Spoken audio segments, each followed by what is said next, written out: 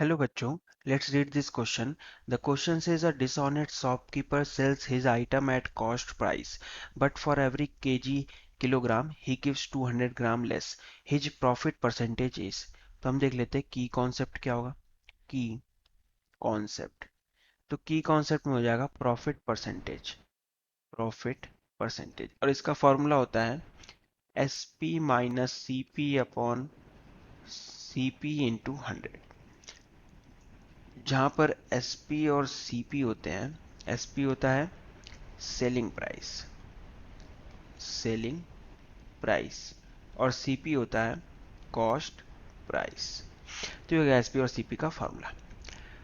अब यहाँ पर दिया है कि शॉपकीपर सेल कर रहा है एक आइटम को कॉस्ट प्राइस पे, तो हम मान लेते हैं कि वो आइटम का कॉस्ट प्राइस होगा x रुपए पर 100 ग्राम. मतलब 100 ग्राम अगर लो तो x रुपए उसका कॉस्ट प्राइस पड़ रहा है. ठीक है. अब यहाँ पर बोला है कि वो 1 किलोग्राम अगर बेच रहा है तो उसमें 200 ग्राम बचा ले रहा है, एग्जैक्टली 1 किलोग्राम नहीं बेच रहा है. ठीक है. तो अगर यहाँ पे लिखें, ये देखो कॉस्ट प्राइस तो नॉर्मल हो गया पर 100 ग्राम, तो 1 kg का कॉस्ट प्राइस, 1 kg का कॉस्ट प्राइस वो कितना हो जाएगा, सिंपली 10x रुपीज़ हो जाएगा, क्योंकि 100 ग्राम के लिए x रुपीज़, तो 1 kg के लिए कितना हो जाएगा 10x रुपीज़. क्यों? क्योंकि हमें पता है 1 kg इक्वल्स टू होता है 1000 ग्राम. ठीक है.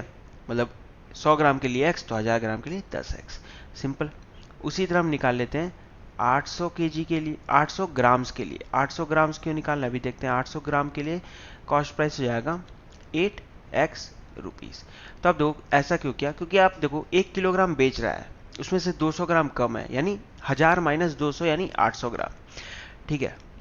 अब यहाँ पर चीज़ें देखते हैं कि आप जाते हो शॉपकीपर के पास, उससे 1 किलोग्राम खरीदते हो. ठीक है. तो आपने पैसा दिया 10x रुपीज़, तो यानी सेलिंग प्राइस कितना हो गया फॉर 1 kg. यहाँ पे लिखते हैं कि 1 kg. ठीक है. अब यहाँ लिखते हैं कि सेलिंग प्राइस, सेलिंग प्राइस हो गया 10x रुपीज़, क्योंकि आपने 10x रुपया दिए होंगे 1 kg खरीदने के लिए. बट उसने बेचा कितना, उसने बेचा 800 ग्राम ही. ठीक है. तो उसको कॉस्ट प्राइस कितना पड़ा, सिर्फ 8x रुपए.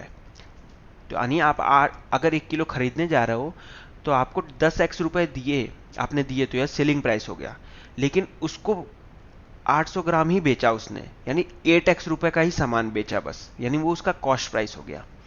ठीक है. तो सेलिंग प्राइस मिल गया, कॉस्ट प्राइस मिल गया, तो यहाँ पे लिख सकते हैं प्रॉफिट परसेंटेज, प्रॉफिट परसेंटेज. और इसका फॉर्मूला हो जाएगा SP 10x minus 8x upon 8x into 100. x तो कैंसिल आउट हो गया, यहाँ बचा 2/8 इंटू 100, यानी 2 चौका 8, और ये 25 से कैंसिल आउट हो गया, और यहाँ आ गया 25%, और ये हमारा आंसर हो जाएगा. So the final answer is profit percentage is equals to 25%. Hope you understood it well. Best of luck. Thank you.